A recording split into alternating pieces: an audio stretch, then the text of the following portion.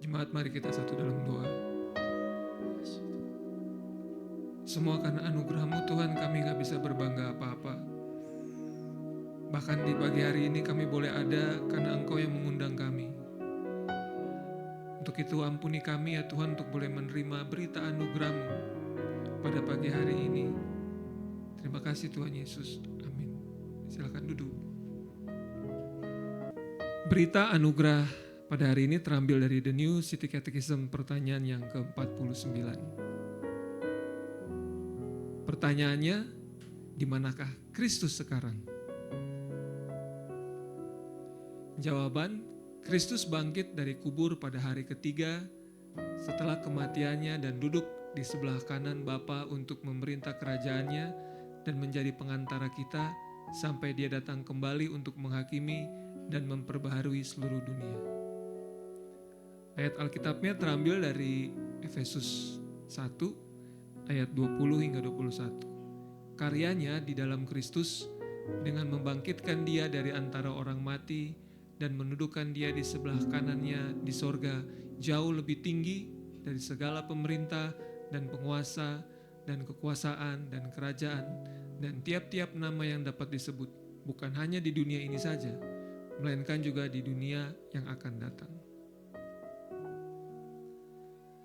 Pertanyaan, di manakah Kristus sekarang? Bukan sekedar pertanyaan lokasi, tapi pertanyaan tentang siapa Yesus sesudah kebangkitan? Apa yang sedang Ia kerjakan? Dan apa artinya itu bagi keselamatan umat manusia bahwa Kristus hidup, bertahta, dan dimuliakan? Karya Kristus sering dijelaskan dalam dua tahap. Tahap pertama itu keadaan hina.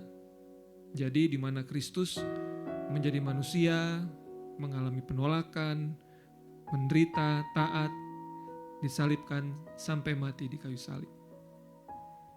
Tahap kedua adalah keadaan pengagungan, di mana Kristus bangkit, naik ke surga, duduk di sebelah kanan Bapa, memerintah dan akan datang kembali. Jadi Kristus sekarang adalah Kristus yang menang. Kristus tidak tinggal dikubur. Ia memastikan dosa lunas dibayar, maut dikalahkan, dan karya keselamatan menjadi pasti. Kristus bukan korban yang kalah, bukan guru moral yang mati, bukan nabi yang dikenang, tapi raja yang hidup. Lantas apa arti duduk di sebelah kanan Bapa? Merujuk pada Mazmur 110 ayat 1, ini bukan bahasa geografis, seolah Allah memiliki kursi fisik di sampingnya. Ini bahasa kerajaan dan otoritas. Sebelah kanan dalam Alkitab menunjuk kepada kehormatan, kuasa, otoritas tertinggi, dan pemerintahan. Dan merujuk pada Matius 28 ayat 18, bahwa segala otoritas diberikan kepadanya. Maka Yesus sekarang memerintah sejarah, menopang gereja, mengalahkan musuh, menggenapi kerajaan Allah. Artinya, sejarah dalam kedaulatannya, penderitaan kita tidak tanpa tujuan. Kita tidak ditinggal bergumul sendirian, gereja tidak ditinggalkan, dunia gak lepas kendali. Gak ada satu inci pun di alam semesta ini yang lepas dari pemerintahan Kristus. Dunia ini gak lepas kendali karena Kristus bertahta. Kristus juga menjadi imam besar dan pengantara. Merujuk pada Ibrani 7 ayat 25, ini sangat penting secara Injil. Kristus bukan hanya menyelamatkan umatnya, tapi Ia juga menopang umatnya sekarang. Kemudian merujuk juga di Roma 8 ayat 34. Ini berarti keselamatan orang percaya gak bergantung pada kekuatan mempertahankan dirinya sendiri, tapi pada Kristus yang hidup. Gak hanya ini, melalui Roh Kudus dan pemberitaan Injil, Kristus memanggil dan mengumpulkan, melahirbarukan, menguduskan, dan membangun gerejanya. Jadi umatnya yang sedang belajar dan melayani dalam panggilannya sebagai buah dan berperan serta dalam karyanya adalah pekerjaan Kristus yang hidup.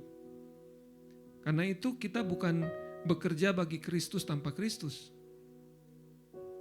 tapi hidup dalam union with Christ, bersatu dengan Kristus, bergantung pada anugerahnya, dan memancarkan kehidupannya.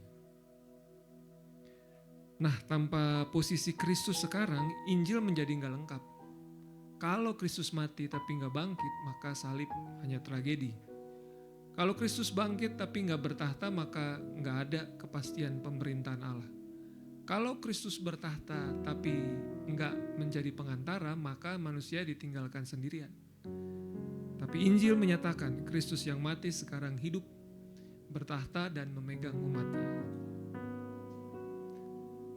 Jadi pertama, keselamatan orang percaya memiliki dasar. Apa dasarnya? Dasarnya adalah Kristus yang bertahta, bukan bergantung pada kestabilan manusia yang gak stabil. Maka Injil menyatakan Kristus memegang umatnya, Kristus menopang iman umatnya, Kristus membawa umatnya sampai akhir. Kedua, keselamatan orang percaya memiliki kepastian. Apa kepastiannya? Kepastiannya adalah Kristus sebagai pengantara yang hidup. Ketika jatuh dalam dosa, ketika lemah, ketika iman goyah, Kristus gak berhenti menjadi juru selamat. Namun ini bukan izin untuk hidup dalam dosa, tapi penghiburan bahwa keselamatan berdiri di atas anugerah Kristus. Ketiga, keselamatan orang percaya memiliki pengharapan. Apa pengharapannya? Pengharapannya adalah Kristus. Karena Kristus hidup dan akan datang kembali, maka maut bukan akhir, penderitaan bukan akhir, dunia yang jatuh bukan akhir cerita. Kristus akan menyempurnakan keselamatan umatnya. Jadi mengalami hal ini akan membuat fokus kita bukan jadilah kuat, bukan berusahalah lebih baik, bukan juga buktikan imanmu.